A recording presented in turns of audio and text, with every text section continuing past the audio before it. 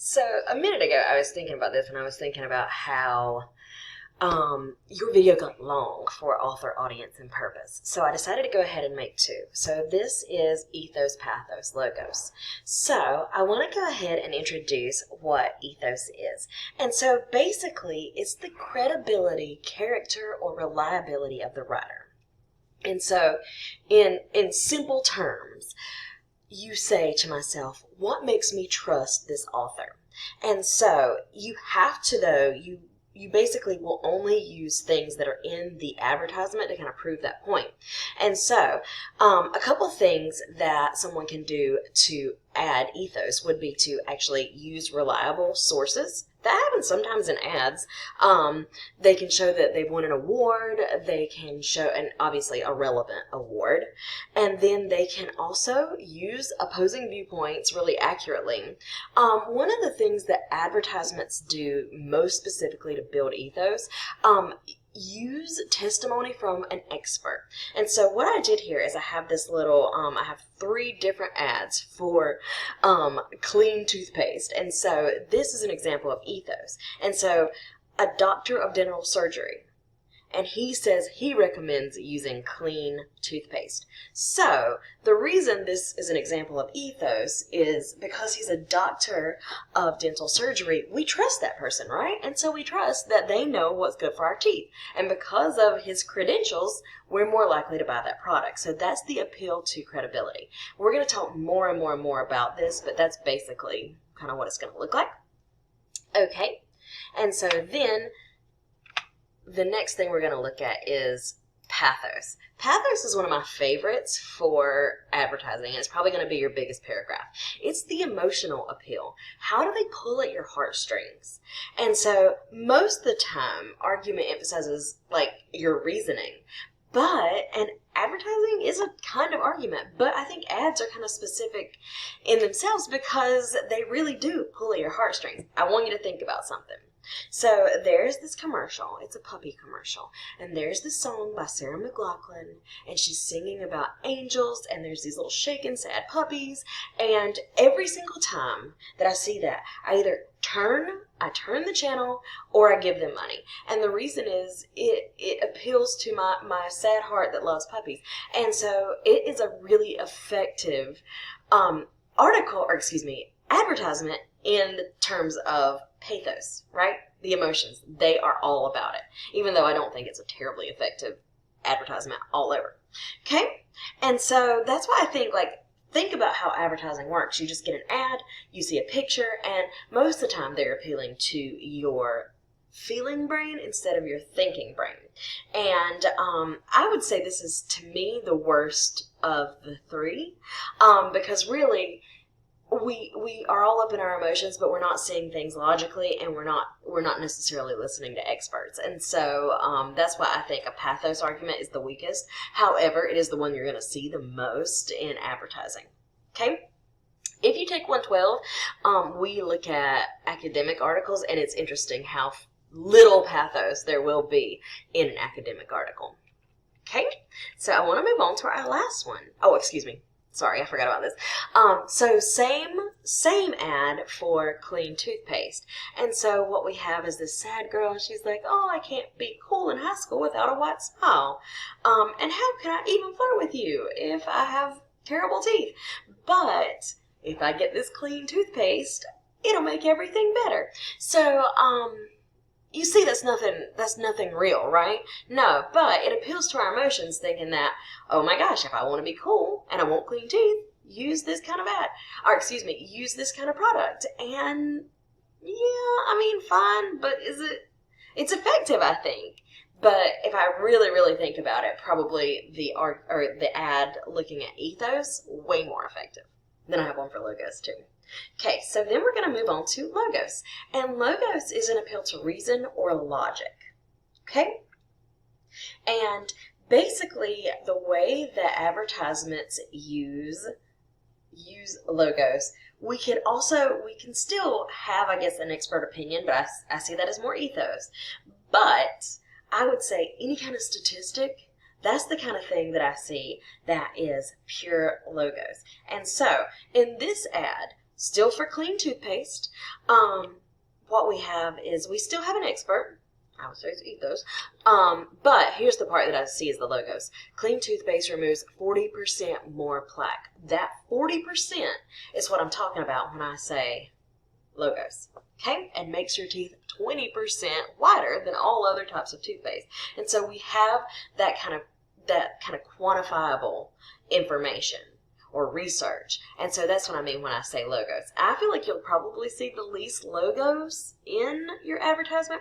And then another thing that you might want to think about is one of the reasons I said I wanted your ads to have just a little bit of text was actually because I think with a little bit of text, that's how most ads build their logos. So that's kind of my thought there.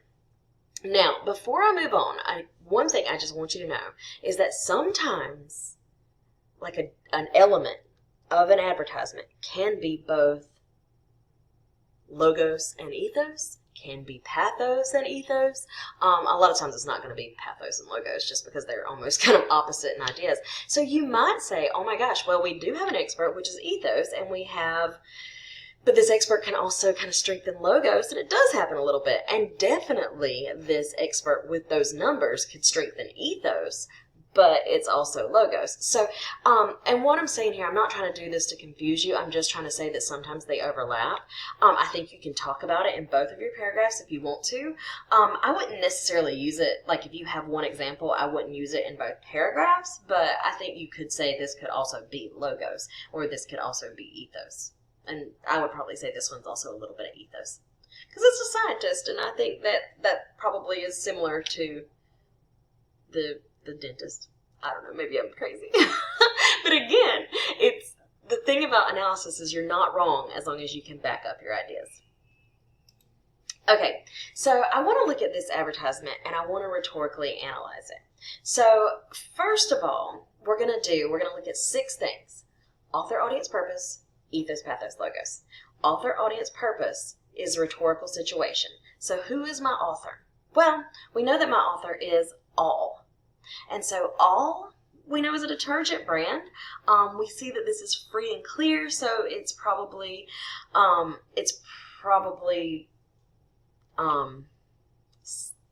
dye and scent free, maybe. And that's what I would say. We know that they are a detergent brand. And so that's why I have all of these things in one paragraph. So that's one part of the first paragraph. So then that's my author. Who's my audience? Well, obviously somebody with allergies, or maybe somebody with kids with allergies, somebody who cares about, they use the term your family, so maybe a mom or a dad. And another thing to think about is, where did this ad come from? Where did this ad come from? So if it came from a women's magazine, we could easily say it was women, and then that would probably mean mothers, and the reason I say that is just because families. Okay, do I know anything about race or ethnicity? No, probably not. Education level, I would say no. Wealth factor, I mean, I would say probably anywhere from lower to upper middle class. I just assume that rich people use fancy detergent, but I probably wouldn't even put that in the paper. So I would say probably my audience could be very wide, maybe women, maybe people with allergies. Okay, and what is the purpose? Well, obviously it's to sell All, but I look at this and I'm also thinking about like the background and everything, and what they're doing is they're trying to sell us cleanliness, and they're trying to sell us this product that washes away all those allergens, and it makes even those allergens seem a little bit pure. So they're telling us if we buy this product, you can still go outside as long as you use our product, and you'll be safe from your allergens. So that's I think the purpose. And so then I go to ethos. Well, how do they build ethos here? I would say the biggest thing that I see here is number 1, recommended dermatologist and allergist by allergists, dermatologists, allergists, and pediatricians, excuse me. Sorry, I cannot see, for sensitive skin. And so that, I would say, is building their ethos, because they got this recommendation, which could probably totally be untrue, but that's how they build ethos. And I would say another thing, they do offer us a little bit more information about their product at this website, so I would say that builds Ethos too. Okay. Pathos, I would say Pathos, look at this ad. It looks so clean. Everything is white. They did that on purpose, where they had a white background with a white machine, and so the only color you had is right in here, and it's being washed away. Okay, so I would say lots of pathos with that color. And then they make a promise every wash, every time.